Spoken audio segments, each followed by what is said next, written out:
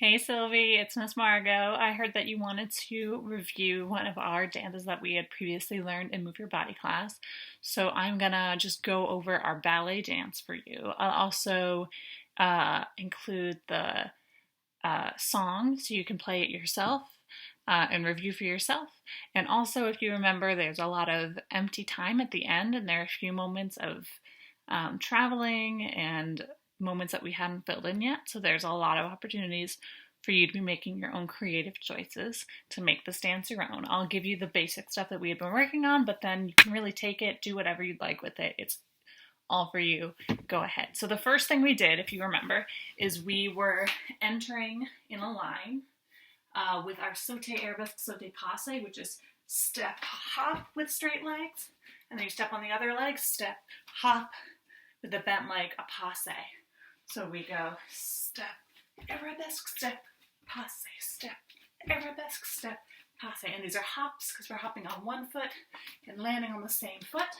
And we want to remember to point our toes in the air, both of our feet, even our bottom foot wants to be pointing. And then our arms to go with it.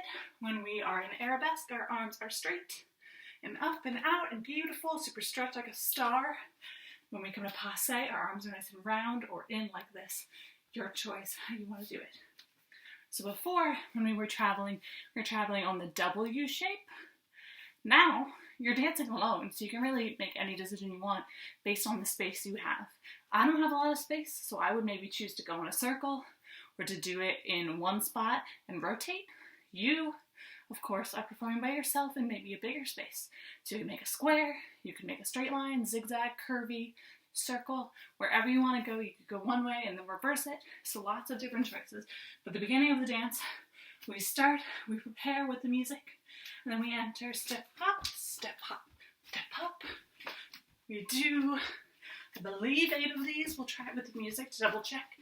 When you arrive at your spot, which in your case is probably going to be the center of your space, we were balancing in our arabesques. We were balancing on one foot. Here you can be creative with your arms. I think before we had our hands on our hips just for cleanliness, so everyone will be doing the same thing. But you could do your arms up above your head. You could do your arms out to the side, or again like this. You could move your arms instead of making a still shape. There's a lot of creativity that you can have in this moment. And then we closed our legs into first position. Remember, first position, my heels are together and my toes are apart, like this. And we're going to do 4 jumps in first position, landing with a beautiful diamond, bent knees every time. When we're in the air, we just straighten our legs and point our toes. We did this with our hands on our hips before. So we went 1, 2, 3, 4, landing, making sure your heels are on the ground when you land. Then we did 4 jumps in second position. 1, 2, 3, 4. I'm sure you remember that. Then we do 8 switching, first, second, first, second. Those are our échappés. Remember to point those toes. 1, 2, 3, 4, 5, 6, 7, 8. Closing first. So it's kind of 9. Here we had those ding dings in the music. So we're gonna go passe, passe, number 3, and number 4. And then we went to get ready to do our pirouette turn. So we went into a 4th position, one leg forward, one leg back, knees bent.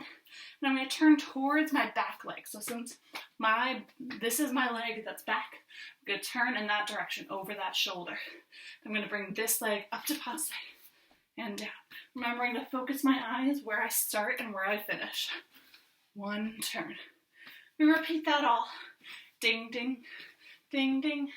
Ding, ding, ding, ding. This time I'm going to send my other leg back, and I'm going to turn that way. Yes? Then we get into our beautiful rotating jumps. We're going to do 4 jumps in first, facing our front. 1, 2, 3, 4. Now we do them rotating 90 degrees, facing each wall in your space. 1, 2, 3, 4. Then we do our pas de chat. Remember, that's a step of our cat, where one leg goes passe, then the other. So we're going to travel to the side, and then we travel back the way we did. Remember, the first leg to go up is the direction you're going. So if you're going to the right, your right leg comes up first. Then we're going to repeat that and go the other way when we turn.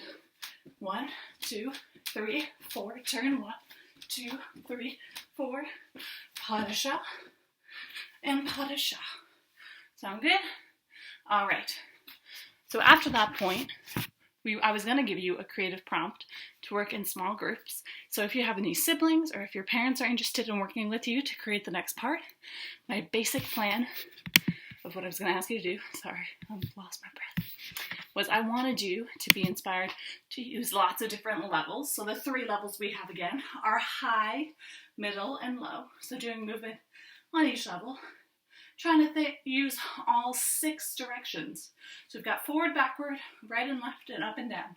Trying to do something that incorporates all the directions. I wanted to see the group use canon, which is when one thing happens in one person and then it gets passed to the next person and the next person. Kind of like a wave or a ripple. That was the thought that I had when we were working in groups. So you don't necessarily have to include that now if you're doing a solo. And then the final thing I wanted your solo or your group piece to have a climax. It builds up in energy and in excitement, and then it tumbles back down. So it's not just all the same energy the whole time. It's woo and down. Yeah? So building some excitement in your own dance. And we could do that using ballet movement, being inspired by what I've already taught you. You now are at home, so you could look things up online and be inspired by professional ballerinas and other kinds of dancers. Or you can be just free, because I know that you're a really great free improvisational dancer. So let's try this now with the music, see if I can remember it all. And I'll try and talk you through it. This song is called Pizzicato Polka. I'm using the version by Kidzone because it doesn't play with the speed as much, but if you look at Pizzicato Polka, you'll probably find versions that have some slowness and then some fastness later. So if you wanted to experiment with that, you definitely could. But here you go. We're going to start by preparing. Remember we did this? We prepared with round arms off stage and then we enter. Go in any direction.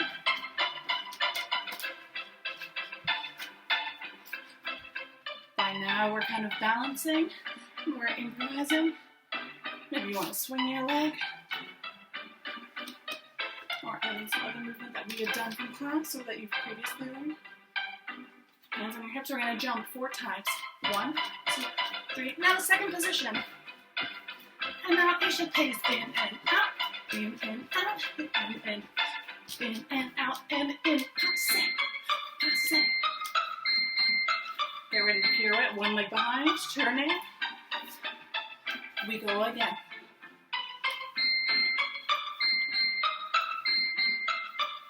Send the other leg behind and turn that way. Here come our 4 jumps in a rotation. Now turn. Pas de chat. Step of the cat, another one. Let's go again. Rotate the other way. Pas de chat. And if you hear the music, it kind of goes back to that beginning where you could bring some mixing in. And so there's a full minute or so left to the song.